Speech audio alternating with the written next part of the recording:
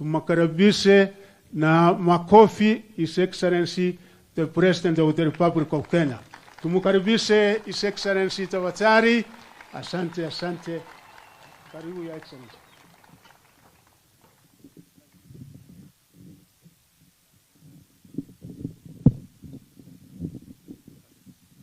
Asante sana waziri. Tafadhali tuketi chini.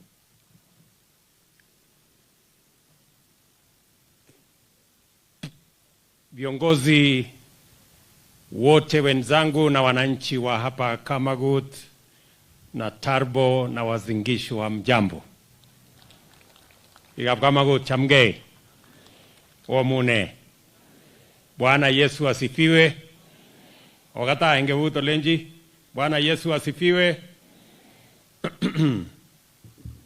Kwanza mimi nataka nichukue nafasi hii nimshukuru Mungu kwa kutupatia nafasi hii ya kipekee tuweze kufika hapa Kamagut Primary School, mahali mimi miaka chache iliyopita nilisoma hapa. Nimefurahi sana kuja hapa nyumbani. Nimefurahi sana kuonana na wananchi wa hapa. Wengi wao tulisoma na wao. Wengi wao ni wazazi wetu, walitulea hapa. Wengi wao walitufundisha neno la Mungu hapa kanisani. Na nimefurahi sana kufika hapa nyumbani. Na asanteni sana kwa kunikaribisha. Kama gongoi nite yuak yun, bigap Kamagut ni. Wale gongoi mising, mga otacha enga. Kongoi mising ang saet no soy, ako ba serikalit na kwerie. Kongoi mising ang guraya nagiyokono. Kale kongoi mising. Kale ko kasi. Kale kongoi. So mimi nimefurahi sana na mimi nataka nishukuru marafiki wengi kutoka sehemu mbalimbali ya taifa letu ambao wamekuja hapa katika sherehe hii ya muhimu ya kuinua shule hii ya Kamagut Primary School. Nataka niwashukuru marafiki.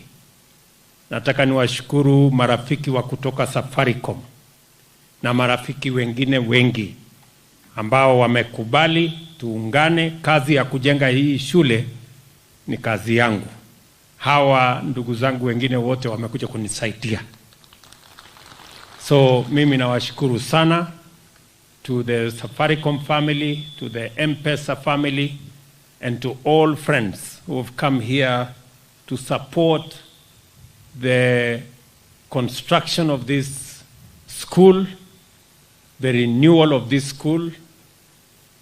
I want to say from the bottom of my heart, thank you very much. Nataka pia kwa nafasi hii ambayo nimepata niwashukuru walimu wetu ambao walitufundisha hapa. Nimekutana na wengi. Nimekutana na mwalimu wetu mkubwa na Ndirangu, mimi nataka niseme asante sana. Nimekutana na walimu wale wengine wote, mwalimu Seurei, mwalimu Biwot, mwalimu Ouma. Kwanza wewe Ouma ulituumiza sana. Ulituchapa hapa. Hey. Bwana Ouma yuko hapa, si ndio? Huyo mwalimu huyo. Hata nimesikia huyu Nyuto akisema atampatia kitu kwa sababu ya kutunyorosha. Lakini kwa walimu wetu wote, mpaka na mwalimu wangu wa shule ya chekechea ambaye yuko hapa alitufundisha, siku hiyo ilikuwa inaitwa nursery school. Ako hapo. Mimi nataka niseme asante sana. Na wale wote ambao tulisoma na wao, nimewasalimia hapa, classmates wangu, ni watu wangwana sana, ni watu wazuri. So mimi nimefurahi sana kufika hapa nyumbani. Kwa wale hawajui, hii kijiji, huyu mwalimu wetu, huyu chairman ambaye ameonyeshwa hapa ndio chairman ya hii shule, anaitwa Bwana Luka Mibei. Huyu mungwana ndiye alikuwa mtu wa kwanza huku kwetu kwenda university. Huyu. So wakati ilisemekana ati huyu Luka anaenda university, ilikuwa ni maajabu. Tulifanywa sherehe hapa kubwa, wakakuja watu wengi, tukakuja sasa kutazama nyingi tabena nyungi irilo hagile ndi university jiji. So mimi nafurahi sana kwamba watoto wengi sasa katika sehemu hii wamesoma. Sisi wote tumepata bahati ya kusoma na watoto wetu wengi wanaendelea kupata nafasi hiyo ya kusoma, na ndio sababu hiyo tumekuja hapa ili watoto zaidi ya kizazi ambayo iko sasa na ile inakuja hapo mbele pia wapate nafasi hata kuliko ile sisi tulipata, waweze kupata elimu. So mimi nimefurahi sana hapa katika hii shule. Tutajenga shule ya junior school. Madarasa karibu ngapi? Madarasa 9 tunajenga hapa ya junior school. Alafu pale pia tutajenga shule ya secondary school hapa. Madarasa ngapi? Madarasa 12 hapa. Na pia tutabadilisha hii primary school, hii imekaa kidogo jua kali. Hiyo waetke sine. Tumejenga kidogo lakini sasa wacha tubadilishe ikae sawa. Mimi nataka niwahakikishie ya kwamba mambo ya elimu tutayashughulikia kiasi ambayo itahakikisha ya kwamba kila mtoto wa Kenya apate nafasi ya kusoma.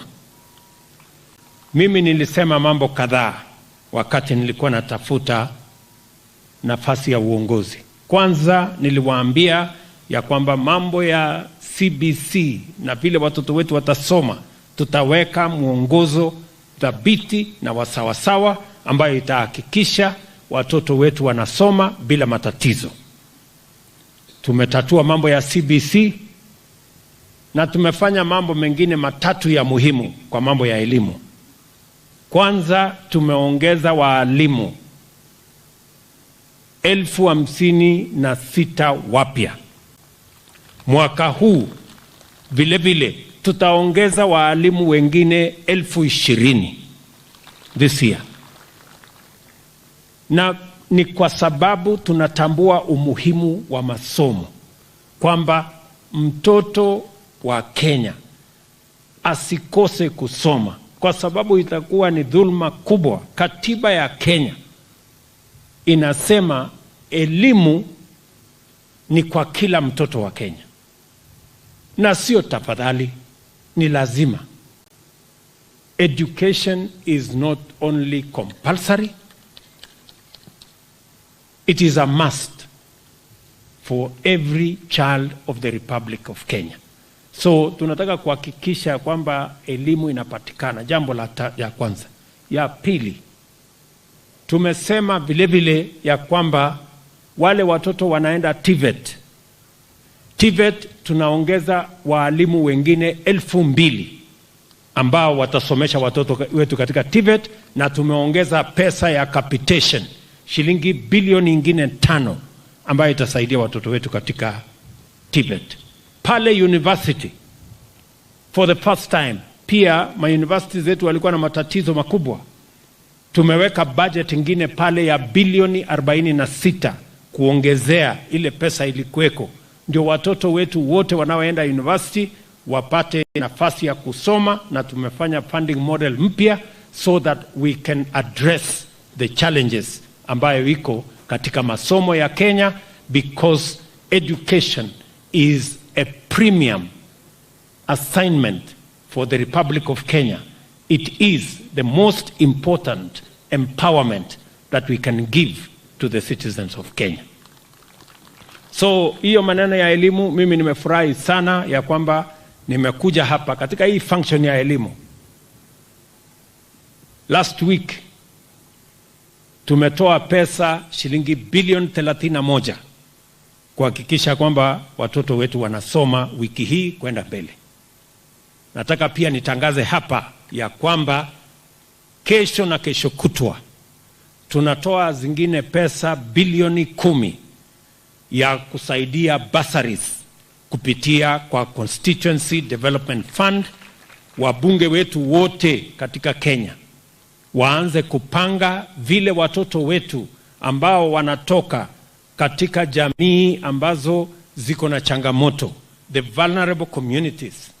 I am telling every member of parliament, between today and tomorrow, we are releasing another 10 billion shillings for the bursary program in all our schools in Kenya.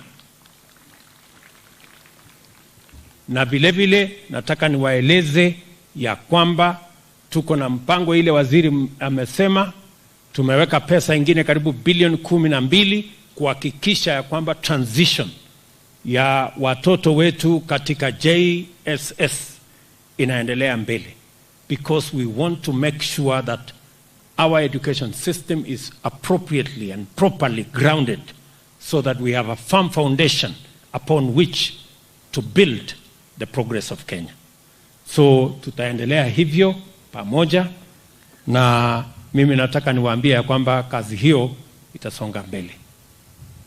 Na kwa sababu kuna maneno tutafanya katika hapa Kamagut Primary. Mimi najua kuna shule ya Namngetika hapa. Nilianzisha nikiwa mbunge wa sehemu hii. So nitatumana huyu Machogu atatafuta milioni 5 awaletee na mjenge. Najua kuna shule ya Sambuta hapa chini. Mjumbe wenu wamesema kuna maneno amefanya. Nitaongezea yeye pia shilingi milioni 5, nitatuma huyu Machogu akuja afanye hiyo kazi. Na kuna shule yetu ya Kamoret hapa. Hata mnasema ati mnanidai. Kamoret hapo ni kweli. Nilikuja nikaita watu ya hapo nikawaambia badala ya sisi kugawana, hii ilikuwa kila mtu apate kipande ya shamba pale. Tukasema tuachane na kugawana hii shamba, wacha tujenge shule. Tuongezee ile ya shule. Si ni kweli? So nikalipa watu wengine hapo na nilitumana pesa. Sasa mnarudi mnaniambia kuna ingine ilibaki. Uge jao kuweka na ngoto kandia. Anangoga zole gogo tijole. So shilingi milioni 1.5 mnasema ati kuna mtu wa kulipwa sijui nani ya watu wengine kidogo. Kesho nitatumana, kesho walipwe na shule iendelee. Na pia nitatafuta ingine milioni 5 niwaongezee mjenge hiyo shule. Si ndio?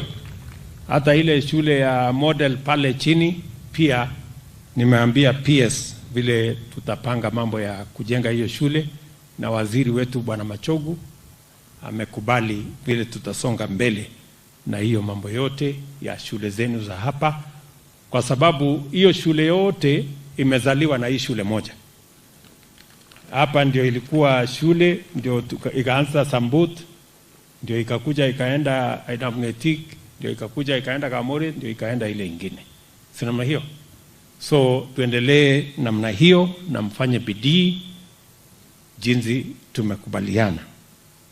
Vile vile mumenieleza kuhusu mambo ya maendeleo ya sehemu hii. Nimefanya mkutano na wabunge wenu. Tumekuwa na mkutano mrefu jana. Tumekubaliana mambo yenu ya barabara. Tumekubaliana mambo yenu ya stima. Tumekubaliana mambo yenu ya maji. Tumekubaliana mambo hiyo ingine ya maendeleo ya sehemu hii. Na ile imebaki sasa ni vile tutaanza mambo ya implementation. Katika hiyo mpango yote vile mjumbe wenu wamesema, hii barabara hii ambaye tulitumia, hii barabara inapita hapa inaenda Sambut, alafu inatoka hapo Sambut inaenda Kapkong ama inaenda wapi hapo kwa jua kali yao. Ako tilmuzeret na gimi yao sikwa kabisa ya sikwa nungu. So nitaambia ule mtu anaitwa ule waziri na aweke lami ndio ikae sawa sawa. Barabara kidogo nafikiri kilomita 10 hivi, so tafanya hiyo. Na ile ingine mingi tumekubaliana na hawa viongozi, tutapanga hiyo kazi itaenda mbele vile mmesikia. Mumenieleza vile vile mambo ya shamba ya Chemalala hapa. Mmesema title yenu iko na matatizo, nitatatua.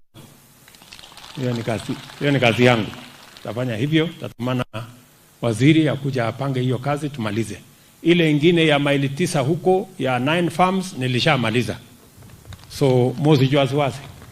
Kia bangan ko bangana. Kimi mokora eki kapwa yo nigelitebeso na kake. Ale joro to mama jetango ita. So wale wakora wote ambao walikuwa wamekuja pale nimewapeleka kotini. Na nimewaambia watoke. Hiyo shamba tunajua wenyewe ni kina nani. So hiyo shamba wale watu wote wa kule ngambo ile shamba yenu ile ambayo ilikuwa inasemekana ilikuwa imenunuliwa na jeshi, shamba yenu tunawarudishia. Wale ambao watu wachache wako kona pale Kimukon, nimesema mkatiwe sehemu kidogo. Anane ako naitaka ni miunigi mibiki ko wase nyung kidogo wale ya tilwagi yoto kidogo. Lakini moyo abuge. Sawa? Yes. Ile shamba ingine itabaki sasa tutakawia jeshi hiyo wachukue, na ile shamba ingine itabaki hapo tunataka kusongesha Eldoret town nikuja hapo. Mo bwato le ine meje sinyo penya ole opjai boindi ta kuna moje ke tejel gi abun Eldoret ko nyo mai to ko dio ni ke tetio ta gyo ge banga town. Sasa ni ge ameji tukul ge tej. So nafikiri tumekubaliana hivyo. So waambia, nasikia watu wa 9 farms walikuwa natafuta mimi, mwambie wanipatie tu nafasi kidogo. Saa hii surveyors wanakuja next week kupanga wale wa Kimukon tunakatia namna gani, wale wa pale chini tunakatia namna gani, wale wengine walikuwa na shamba yao ambao ilikuwa inasemekana imenunuliwa na jeshi, hawa watu mwambie shamba yao tutawarudishia vile ilikuwa. So story hiyo inaishia hapo. Sawa sawa. Koi ni koro itana agile jepsi lange oleji kwa jengi tane ne achin ngale mabot mama jabo sunate. Asa chi tane ka ngete ka banda noli na ngite nyu ko je jin koro ita jamani ne tinyo. Sasa omwaje leji kale president mama jetango ita. So maneno hiyo tuendelee namna hiyo. Na kazi zile zingine zote mimi nataka niwaulize sote tuungane tupeleke mambo ya Kenya mbele. Mimi nimeongea na hawa classmates wangu wote na wazazi wa hapa. Wengine wako ngambo hii, wengine wako ngambo ile. Na wengi ile kitu wameniambia ni kwamba tuko na watoto wamemaliza shule hawana kazi. Ni kweli ama si kweli? Shida kubwa dunia hii ni watoto wengi hawana nini? Hata MCA wenu wamesema, mjumbe wenu wamesema. So mimi nataka niseme hivi, ili Kenya ibadilike, na mimi nataka ndugu zangu wa Kenya wanielewe, ili Kenya ibadilike mambo matatu are not negotiable. Number 1, lazima tuzalishe chakula, tuondoe aibu ya njaa, tupunguze ile bilioni 500 kila mwaka tunatumia kuagiza chakula. In 5 years lazima tupunguze by 50%, and in 10 years tuondoe kabisa mambo ya kuagiza chakula Kenya. Hiyo ni number 1. Number 2, lazima tuwe na mpango ya kuzalisha ajira kwa vijana wa taifa letu la Kenya. Tuko na vijana mamilioni, wamesoma, wako na stakabadhi ya aina yote, lakini hawana kazi. Na ndio sababu hiyo lazima tupange ajira. Hakuna ajira itapatikana, lazima ipangwe. Ana jambo la tatu, hatuwezi kukubali wananchi wengi wa kiwango ya chini kuhangaika kutafuta matibabu. Lazima tuwe na mpango ya kuhakikisha hakuna Mkenya atauza mali yake tena kwenda kulipa mambo ya hospitali. So 3 things, good people. The transformation of Kenya is dependent on us achieving 3 things. Number 1, food security and reducing our food import bill of 500 billion every year by 50% in 5 years, and we reduce it to 0 in 10 years. Secondly, we must create jobs in housing, digital jobs, export of labor. That is not negotiable. That is not something that we can argue about. And number 3, we must sort out universal health. Health must be available to every citizen, irrespective of their financial status in society. No Kenyan should sell their property because they want to pay hospital bills. Those 3 things, I want to persuade us as Kenyans. We can argue about other things, we can quarrel about other things, we can compete about other things, but these 3 is what has delayed the transformation of Kenya, and we have lost a lot of time. That is why Kenya is not together with all the other countries we started with. And therefore, I will do whatever is possible to make sure that we achieve the delayed transformation of Kenya. It is a moment in history that we must make that decision. Kwamba Wakenya wanapata matibabu na Mkenya asiuze mali yake tena. Kila Mkenya ndio tuweze kupeleka taifa. Asiuze mali yake tena. Kila Mkenya ndio tuweze kupeleka taifa letu la Kenya. Hiyo hakuna mjadala hapo, it's good for Kenya. Mimi nataka niwaulize hasa wale watu wako na kazi. Unajua shida ni kwamba kuna viongozi wako katika hii maofisi hawajawahi kulala njaa hata siku moja. Hawajui kulala njaa ni kitu gani. Kuna viongozi hawajui kupiga lami mpaka kiatu inaisha kwa sababu unatafuta kazi. How it feels to be jobless. Na kuna watu ambao hawajauza mali yao ndio walipe bili ya hospitali. Ndio mimi nataka niwaulize viongozi, those of you who have resources, those of you who have money, you can hire lawyers.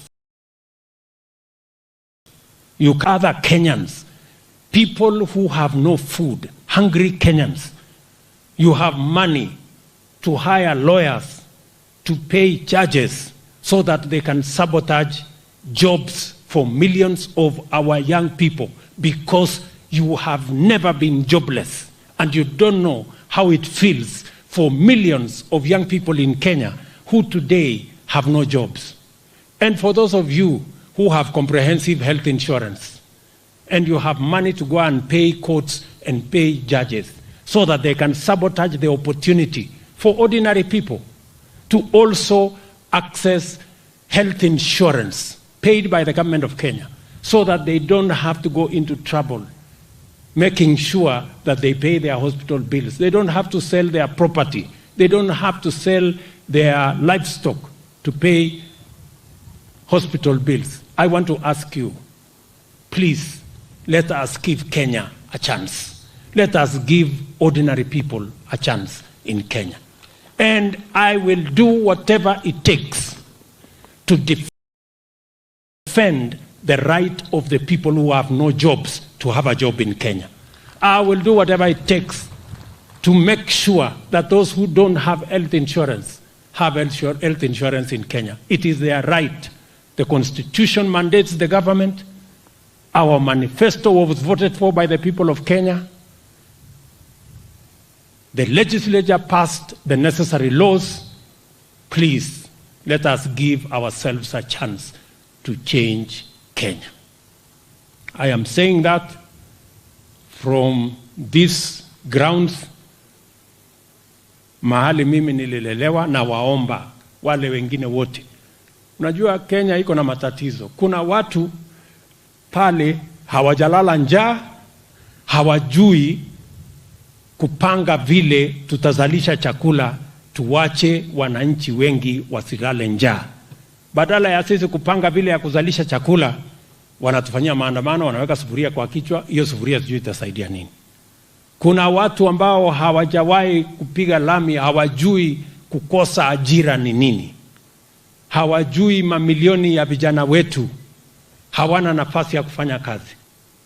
Tumepanga mambo ya housing kwa sababu ndio itatupatia nafasi ya kuzalisha ajira. Pale katika factory kuna watu watafanya kazi. Factory ya uchuma kuna vijana watafanya kazi. Factory ya simiti kuna vijana watafanya kazi. Plumbers, electricians, technicians, watu ambao ni waseremala, carpenters, masons, quantity surveyors, architects watafanya kazi katika mpango huo. Transporters, wale watu wa kutengeneza madirisha, milango na nini. Hiyo watu wote kwa sasa, in the last 1 year tumeajiri watu 1,120 kwa housing program. Alafu kuna mtu anasema tusimamishe hawa watu 1,120 wafanye kazi wapi? That's the question we want to ask. Sijui kama tunaelewana. So mimi nataka niwaulize kwa unyenyekevu, tafadhali please. Na hiyo ndio assignment mimi niko naye. Mimi nilienda kutafuta kura kwa Wakenya, niliwaeleza hii kazi itafanyika. Katiba inasema hii kazi ifanyike. Sheria wabunge wamepitisha inasema hii kazi ifanyike. Wewe watu wawili watatu msiende kotini ati kutukoroka. Na mimi nataka niwaulize mahakama zetu pia, they should be patriotic. They should think about the welfare of the millions of Kenyans, those who do not have jobs, those who are selling their property so that they can pay hospital bills. We now have an opportunity as a country to change. There was a time when there was no government policy. We now have a government policy. There was a time when there was no leader to make the hard decisions. I am here to make the hard decisions so that Kenya can change. Let us give ourselves a chance to take Kenya forward. Tunaelewana jameni? Kwa kazi pije koroni. Anakachanga Kiingereza. Kachanga amazing. Okose? Ais. Ngale no kwe kikyo onete Kiingereza. Kyolensi kinyike ngololchini ngo. So mimi nimeshukuru sana. I want to thank my good friends again. Let me pay very special tribute to my friends Michael Joseph of Safaricom, Panandegwa from Safaricom, and all your teams. Thank you very much for supporting this great effort, and thank you for all the other good you are doing in various parts of the Republic of Kenya. Nataka niwashukuru viongozi wote ambao wametembea hapa. Maneno ngalekchu na lakchuni kumalo itu ka kumwai wabi ngaleke cha kale sa jeng betu nya soteno pichotol chwana ne changyo koleja milago liane ko tepsaro oi sasa arai biga Kamagut ni kolejo ne nguno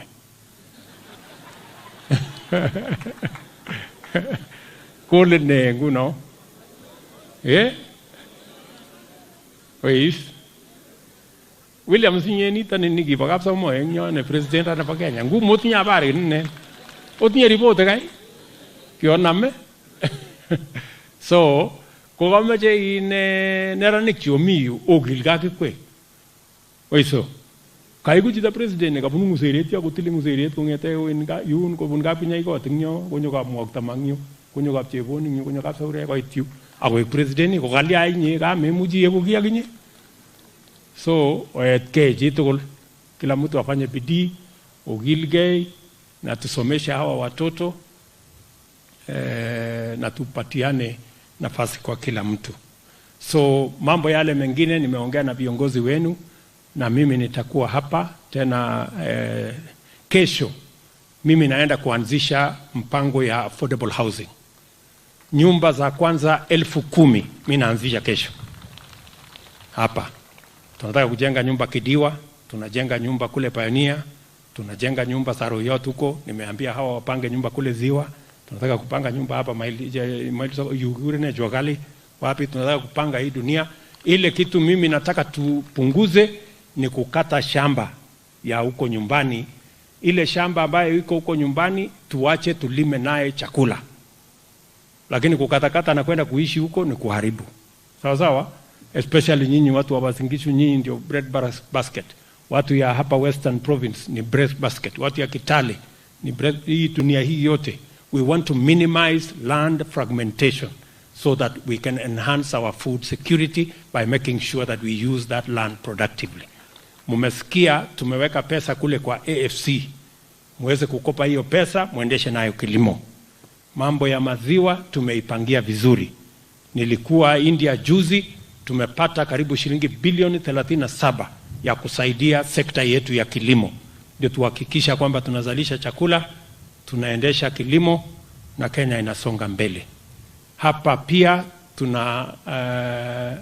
tumeweka pesa ingine milioni 500 kuanzisha special economic zone ingine hapa Eldoret ya exports ya products zetu. Hawa vijana pia tunataka tuwapangie ajira. Hawa kasnalega ICT hubs kemejo kila ward kutakuwa na ICT hub. Hiyo mpango yetu yote tunataka tupange ikae namna hiyo. So asanteni sana, mimi nawapenda sana, nawatakia baraka ya Mungu, happy new year, na tutakuwa hapa pamoja. Kongoi mising goberura ka mukta inde tere. Nitaomba sote sasa tusimame. Ngoja oleji oili kidogo. Wacha, unajua wakati nilikuwa nahangaika hapa sikukuwa na mke. Magia kasoleki abor. Nilikuja kufanya harusi hapo nyumbani. Ngalengi kaugura wiki yomi vitu no. Anan gimatobwa. Ngalengi kobwa. Komite yu ne Raila ni nyoyu. Iye gurere jo alage ogi ginga